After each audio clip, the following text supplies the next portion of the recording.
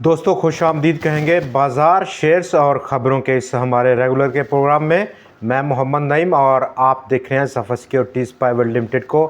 Pakistan stock exchange trend line reverser BYD hub power company agreement, ये हमारे वो topics हैं जिस पर हम बात करेंगे। 80,000 पॉइंट्स का आज वो लेवल जो कि बहुत करीब था ट्रेंड लाइन के, रेजिस्टेंस बड़ी रेजिस्टेंस थी, रिवर्सल हुआ है। और इस रिवर्सल के बाद जहां पर ऑल टाइम हाई था 100x का ये लेवल जो कि साइकोलॉजिकल लेवल 80,000 पॉइंट्स का था, 100x ऑलमोस्ट 1250 पॉइंट्स नीचे एक इस हाई से 80,060 पॉइंट्स का जो हाई था बंद हुआ। ऑल टाइम हाई आज मार्केट कैपिटलाइजेशन जब ये हाई लगा उस वक़्त पहुंच गई 10.55 ट्रिलियन रुपए की हो गई, जो कि 24 मई 2017 की ऑल टाइम हाई। उस वक़्त की मार्केट कैपिटलाइजेशन लगभग 10.45 ट्रिलियन रुपए थी, उसको एक्सीड किया, लेकिन अनफॉर्चुनेटली टुवर्ड्स क्लोजिंग उसको रिटेन नहीं कर पाया। मार्केट कैपिटलाइजेशन के हवाले से हम सेक्टर वाइज उसको एनालाइज करेंगे। BYD हब पावर का जो एग्रीमेंट है इलेक्ट्रिक व्हीकल्स का बनाने का पाकिस्तान में असम्बल होंगी, उसका इम्पैक्ट क्या रहेगा। जबकि हब पावर कंपनी आज इसी जैसे ही पब्लिक हुई ये न्यूज़ ब्रेकआउट कर गया 147 रुपए का वो लेवल जो कि बड़ा और ऑल टाइम पिछला हाई लेवल था उसको ब्रीच किया, अब अनचार्टर्ड टेरिटरी में मूव किया है। 12 रुपये से ज़्यादा का गेन किया उसने, 12 रुपये 40 पैसे, 158 रुपये 29 पैसे की सतह पर क्लोज़ हुआ।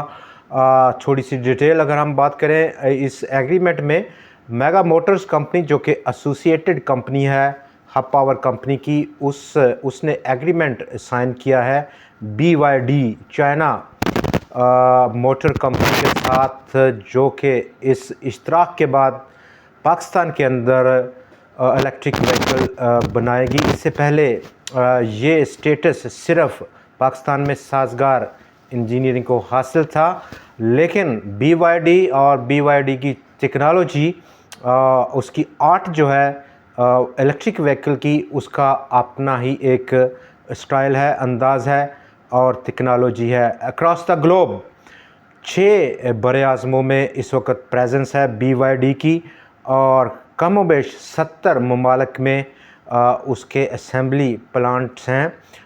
इंटरनेशनली ये BYD कंपनी टेस्ला मोटर्स को एक बहुत बड़ा कंपटीटर है। एलन मस्क जो कि आप जानते हैं टेस्ला के ओनर हैं, सबसे बड़ा ख़तरा उन्हें कंपटीशन का ग्लोबली BYD से है। इतनी बड़ी एग्रीमेंट और उसका इफ़ेक्ट शेयर प्राइस पर देखा, हब पावर पर ब्रेकआउट देखा गया, कैप रहा और तकरीबन 1 करोड़ और 80 लाख शेयर्स का काम हुआ। ब्रेकआउट, तगड़ा ब्रेकआउट, बड़ा वॉल्यूम और अनचार्टर्ड टेरिटरी स्टॉक में देखी गई। अपकमिंग क्या टारगेट रह सकता है फिल वक्त हम तवक्को करेंगे, चूँकि इलेक्ट्रिक व्हीकल एक ऐसी चीज़ है, नई चीज़ है जो कि पहली बार पाकिस्तान में इंट्रोड्यूस हो रही है, और इसी चीज़ ने ड्राइव किया साजगार को। 800 रुपये से ऊपर चला गया स्टॉक एक साल के अंदर अंदर, बड़ा जंप था। लेकिन जो टेक्नोलॉजी BYD यहाँ पर लेके आएगा हब को, यानी कि मेगा मोटर कंपनी के इश्तराक के बाद, वो उसका अपना ही एक जवाब होगा।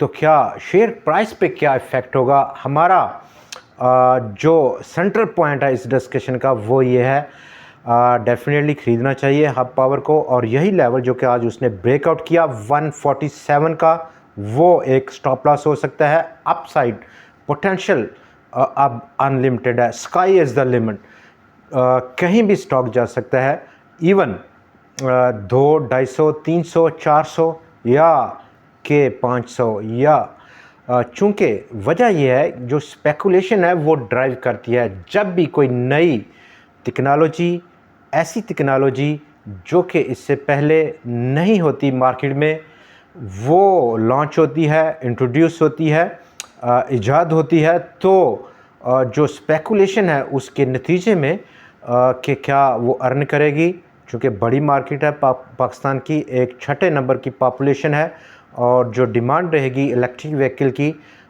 वो बड़ी है।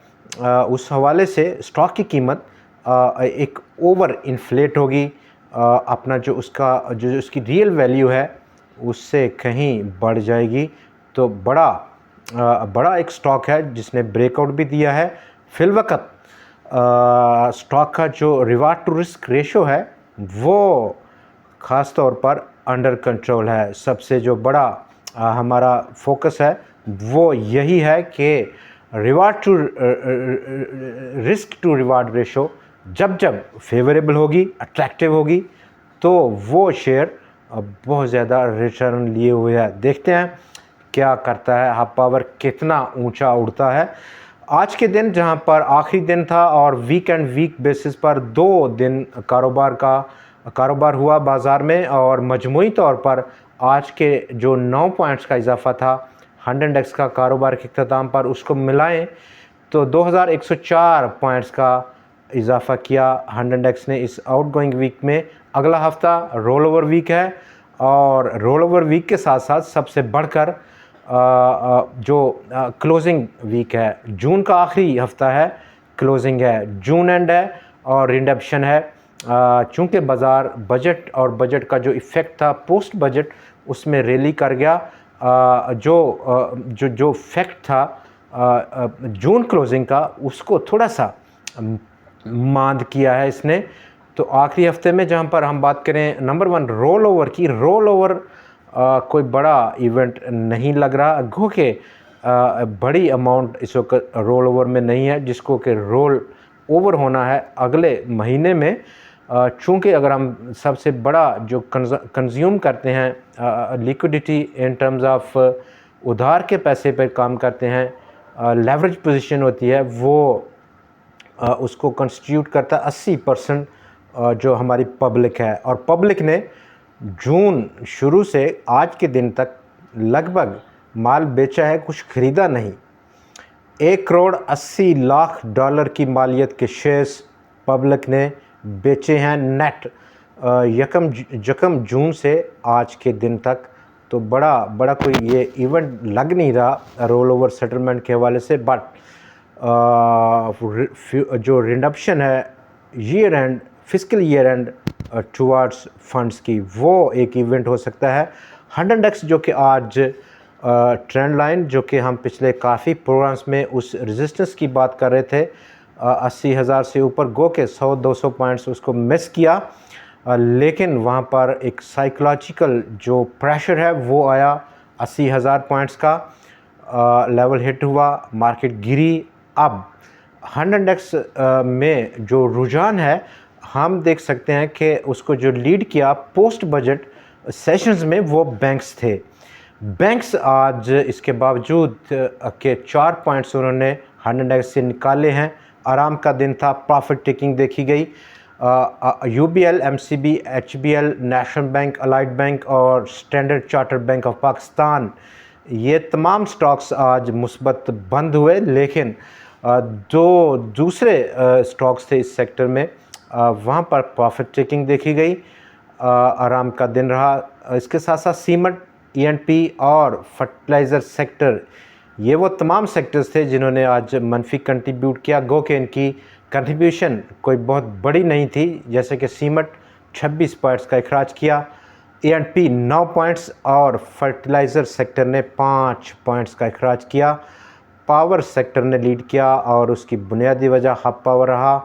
टबैको सेक्टर, केमिकल सेक्टर और रिफाइनरी सेक्टर मुस्बत रुझान दिखाया गया। अपसाइड 100 इंडेक्स का ये लेवल जो कि 80,000 पॉइंट्स का था और market capitalization all time high hit हुई इंट्राडे। लेकिन क्या वजह है कि 24 मई को जब मार्केट कैपिटलाइजेशन 10.45 ट्रिलियन रुपए की थी, 100 इंडेक्स 53,000 के आसपास था, 80,000 पॉइंट्स, आलमोस्ट 27,000 पॉइंट्स उससे ऊपर है। इंडेक्स, लेकिन जो मार्केट कैपिटलाइजेशन है बिल्कुल उसने मैच किया है 80,000 पॉइंट्स के एक बड़े डिफरेंस से आकर। वजह हम देख सकते हैं कि बहुत सारे सेक्टर और उन सेक्टर्स में जो कैपिटलाइजेशन के हवाले से बड़े स्टॉक्स हैं उनका रेट 2017 मई के मुकाबले में आज के काफ़ी लो है। सबसे बड़ा जो सेक्टर है मार्केट कैपिटलाइजेशन के हवाले से आज के दिन तक जब मार्केट क्लोज़ हुई आज 78,810 पॉइंट्स पर क्लोजिंग बेसिस पर अगर हम देखें तो कमर्शियल बैंक्स सबसे बड़ा सेक्टर है पाकिस्तान स्टॉक एक्सचेंज में। In terms of market capitalization 2.2 trillion रुपए की मार्केट कैपिटलाइजेशन है आज के दिन तक कमर्शियल बैंक्स की। नंबर 2 E&P सेक्टर 1.3 ट्रिलियन रुपए की मार्केट कैपिटलाइजेशन है। Number 3 food and personal care products 1.1 trillion रुपए की मार्केट कैपिटलाइजेशन है आज की क्लोजिंग की बेसिस पर। नंबर 4 फर्टिलाइज़र सेक्टर 0.757 ट्रिलियन की मार्केट कैपिटलाइजेशन है। और नंबर 5 जो टॉप मोस्ट बड़ा सेक्टर है in terms of market capitalization वो सीमेंट सेक्टर है। 0.710 ट्रिलियन रुपए की मार्केट कैपिटलाइजेशन है सीमेंट सेक्टर की आज के क्लोजिंग बेसिस पर। वर्ल्ड बैंक ने पाकिस्तान के लिए अप्रूव किया है कोई 35 करोड़ 50 लाख डॉलर्स को एक लोन है, कर्ज है जो कि पाकिस्तान को सपोर्ट करेगा दो बड़े प्रोजेक्ट्स में। एक तो फ्लड जो विक्टिम्स हैं उनकी मदद होगी और आइंदा के लिए जब ये फ्लड से बचने के लिए जो इक़दामात ज़रूरी उठाने होंगे उसके लिए पैसा दे रहा है वर्ल्ड बैंक पाकिस्तान को। फर्टिलाइज़र सेक्टर का एक ऑर्डर किया है गवर्नमेंट ने और ये ऑडिट ये कहता है कि जो प्रोडक्शन कॉस्ट है फर्टिलाइज़र सेक्टर की फर्टिलाइज़र की बनाने में उसको डिटरमिन करेगा, तय करेगा कि वो कितनी है। चूँकि पिछला जो फिस्कल ईयर है 23-24 का उसमें कुल जो subsidy the government of Pakistan ने फर्टिलाइज़र सेक्टर को इन एग्रीगेट टर्म्स वो कोई 254 अरब रुपए की थी। जहां पर हम बात कर रहे हैं 100x की और 100x में ज़रूरत है इस बात की जो कि बैंक सामने देखा कि थोड़ा सा करेक्शन या प्रॉफिट टेकिंग या आराम की सूरत इख्तियार कर चाहेंगे। इसमें ऐसे में सामने आया हब पावर बड़ा ब्रेकआउट के साथ, जबकि दूसरे नंबर पर हमें देखना पड़ेगा कि कौन रिप्लेस करेगा इस एडवांसमेंट को। एडवांसमेंट 100x में E&P sector, food sector, fertiliser sector या फिर सीमेंट सेक्टर। तो मोस्ट जो चांसेस हैं 100x में अगर हम इंडेक्स की बात करें तो थोड़ी सी करेक्शन ड्यू है चूँकि ट्रेंड लाइन रिवर्सल है और ट्रेंड लाइन रिवर्सल एक बड़ा रिवर्सल है under the surface of the market. जो शॉर्ट टर्म के ऑस्किलेटर्स हैं वो भी बीरिश डाइवर्जेंस में है। तो हमें इस वक्त एक सिलेक्टिव और टारगेट बेस स्ट्रेटजी की ज़रूरत होगी। जैसे कि हमने शेयर्स कल भी शेयर किए, एंग्रो पॉलीमर, हाला इंटरप्राइजेस और कुछ दूसरे स्टॉक्स जिन्होंने आज आउटस्टैंडिंगली परफॉर्म किया बाज़ार में। मंडे को आपसे फिर मुलाकात होगी नई खबरों, नए तज़िये और नए शोज़ के साथ। तब तक के लिए हमें इजाज़त दीजिए।